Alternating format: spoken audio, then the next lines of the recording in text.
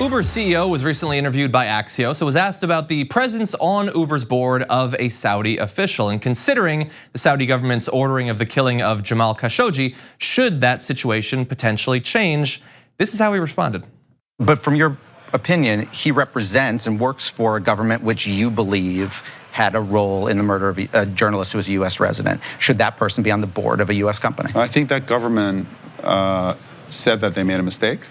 Well, they made a mistake and somebody's dead. Well, listen, it's a serious mistake. We've made mistakes too, right? With self-driving, and we stopped driving, and we're recovering from that mistake. So I think that people make mistakes. It doesn't mean that they can never be forgiven. I think they've taken it seriously. And from my standpoint, the CIA didn't suggest that they made a mistake and that was an oversight. Like with self-driving, that was basically a bad censor, correct? This was the CIA suggested that the Crown Prince had a role in ordering an assassination. It's a different thing. You guys didn't intentionally run somebody over. I didn't read that part of the CIA report. You're obviously deeper in it. But I think from a Saudi perspective, they're just like any other shareholder, right? Now we're a public company. Anyone can invest in our company if they choose to do so. And they're a big investor, just like you could be a big investor as well. Okay, so there's a lot there. I would say, I think the most honest thing that was said there from the point of view of the CEO of Uber was, they're just like any other investor. At the end of the day, I mean, okay, so maybe they assassinated someone, but there's a lot of money. The Sovereign Wealth Fund is the 5th largest shareholder in Uber. I mean, that's a significant sum of money. Yeah. It just happens to be tied to a regime that goes around and kills its political opponents and members of the media. Yeah. What'd you think about that? That it was a mistake? And look, we believe that people can be forgiven for mistakes, right? So is he really wrong? What happens when you behave like this is you go the way of the NBA. That when you do something right, like the rules just get so ridiculous that when you slip and just simply disagree with them on something that you happen to believe in. Unfortunately, somebody's death and someone's like an actual human being chopped up. Yeah.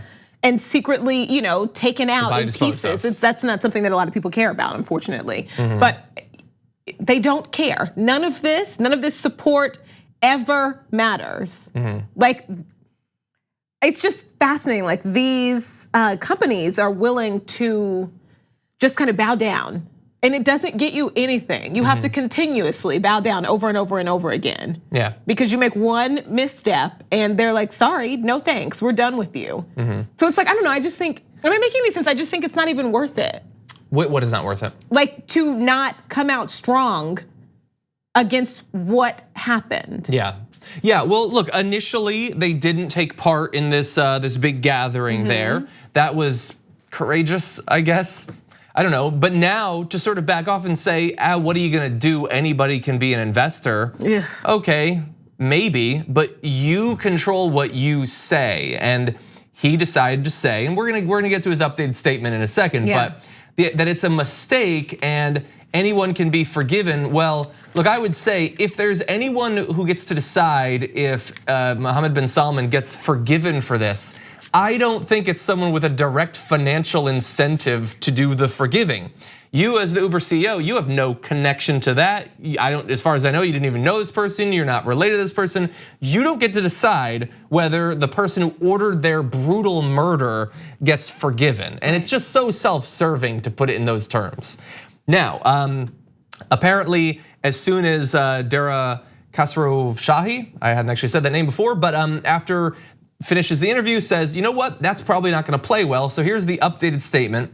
CEO said, I said something in the moment that I do not believe. When it comes to Jamal Khashoggi, his murder was reprehensible and should not be forgotten or excused.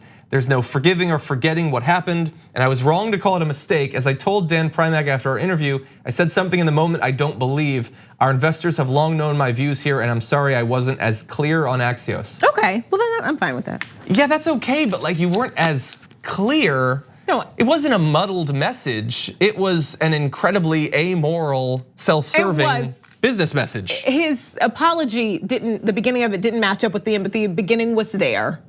And at this point, that's all I'm asking for. Just being willing to speak out against something that you believe is wrong. Okay, well, as of today at least, boycott Uber is trending on Twitter. There's a long list of reasons, like whatever gets you. Yeah, that's true. It's not the only thing. Right?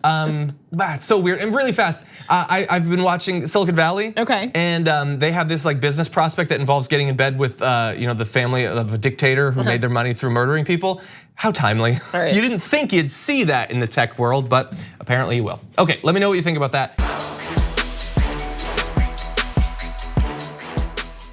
Thank you for watching this clip from the Damage Report. For more content from the show and access to TYT Network members-only exclusives, go to tyt.com/Brooke. Wait, no, it's tyt.com/John. Go to tyt.com/John to sign up.